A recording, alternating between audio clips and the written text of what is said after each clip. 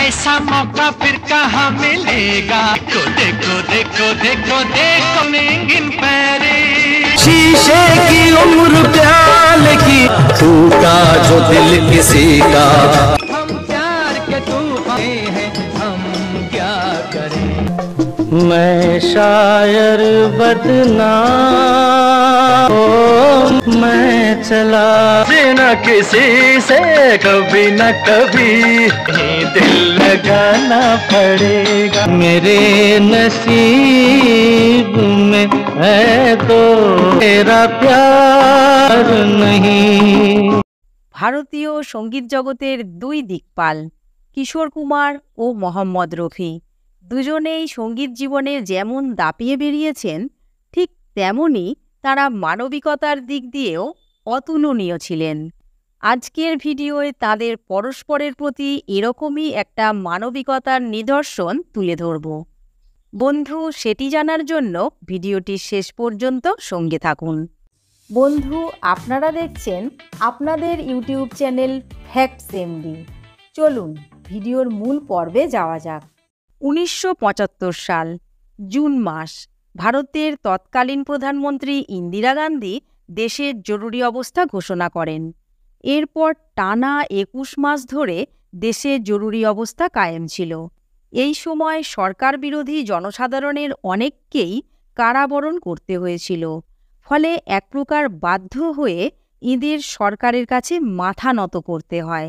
কিন্তু এমনও কিছু ব্যক্তিত্ব ছিলেন যারা কোনো পরিস্থিতিতেই সরকারের কাছে মাথা নত করেননি। এদের মধ্যে অন্যতম এক ব্যক্তিত্ব ছিলেন কিশোর কুমার। জাতীয় জরুরি অবস্থা যে সঠিক ও ন্যায়সঙ্গত তা প্রচার করতে সরকার কিছু শিল্পী ও কলাকুশলীদেরও ব্যবহার করতে চেয়েছিল। বলিউডের কিছু শিল্পীদের এক প্রকার বাধ্য হয়ে প্রচার করতেও দেখা যায়। এই মর্মে কিশোর কুমারকেও একটি অনুষ্ঠানে প্রচার করতে বলা হয়েছিল। কিন্তু কিশোর কুমার তো এক প্রকার মুডি ও স্বাধীন চেতা মানুষ। তিনি সরকারের এই নির্দেশ অমান্য করেন। এমনকি তিনি একটি সাক্ষাৎকারে বলেছিলেন, আমি কারুর নির্দেশে গান গাই না, ফলে যেটা ঘটবার সেটাই ঘটল। সরকারের রক্তদৃষ্টি গিয়ে পড়ল কিশোর কুমারের উপর। দূরদর্শন ও অল ইন্ডিয়া রেডিও থেকে কিশোর কুমারের গানের সম্প্রচার বন্ধ করে দেওয়া হলো। এমনকি দূরদর্শনের কিশোর কুমারের অভিনীত সিনেমার উপরও নিষেধাজ্ঞা জারি করা হলো। শুধু তাই নয়, কিশোর কুমারের গানের রেকর্ড বিক্রির উপরও নিষেধাজ্ঞা জারি করে দেওয়া হলো। এরকম বেশ কয়েক মাস ধরে চলেছিল। হঠাৎ একদিন কিশোর কুমার রেডিওতে তার গানের সম্প্রচার শুনতে পেলেন। তা শুনে খানিকটা উল্লসিত হয়ে অল ইন্ডিয়া রেডিওর দপ্তরে তিনি পৌঁছে যান এবং সেখানে কর্মরত ব্যক্তিদের আন্তরিক ধন্যবাদ জ্ঞাপন করেন। তাঁরা কিশোর কুমারকে বলেন, দেখুন, আপনার গানের সম্প্রচার বন্ধ করার অধিকার আমাদের নেই। প্রধানমন্ত্রীর দপ্তর থেকে অনুমতি আসায় আমরা আপনার গান সম্প্রচার করছি। এবার কিশোর কুমার দৌড়ে যান প্রধানমন্ত্রীর দপ্তরে। সেখানে কিশোর কুমার জানতে পারলেন তাঁর গানের নিষেধাজ্ঞা ওঠার পিছনে মোহাম্মদ রফির অবদান রয়েছে। কারণ মোহাম্মদ রফি একটি বিশেষ অ্যাপয়েন্টমেন্ট নিয়ে ইন্দিরা গান্ধীকে অনুরোধ করে বলেন তিনি যেন কিশোর কুমারের উপর থেকে সমস্ত রকমের নিষেধাজ্ঞা তুলে নেন। কিশোর কুমার হলেন খুব বড় মাপের শিল্পী, তাই তার উপর নিষেধাজ্ঞা জারি থাকলে ভারতীয় সঙ্গীত জগতের অনেক ক্ষতি হয়ে যাবে। সব শুনে ইন্দিরা গান্ধী কিশোর কুমারের উপর থেকে নিষেধাজ্ঞা তুলে নেন। এরপর কিশোর কুমার মোহাম্মদ রফির কাছে গেলেন।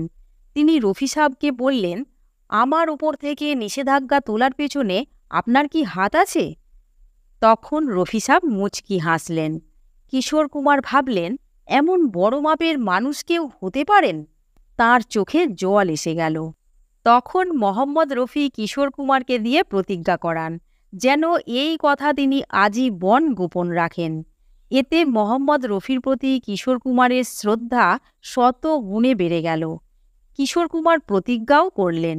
কিন্তু মোহাম্মদ রফির মৃত্যুর দিন তাঁর মৃতদেহের সামনে থাকতে না পেরে কাঁদতে কাঁদতে কিশোর কুমার সকলের সামনে এই ঘটনাটি প্রকাশ করে দিয়েছিলেন। বন্ধু, দুই মহান শিল্পীর মহানুভবতার পরিচয় আপনাদের কেমন লাগলো? আজ তাহলে এই পর্যন্তই।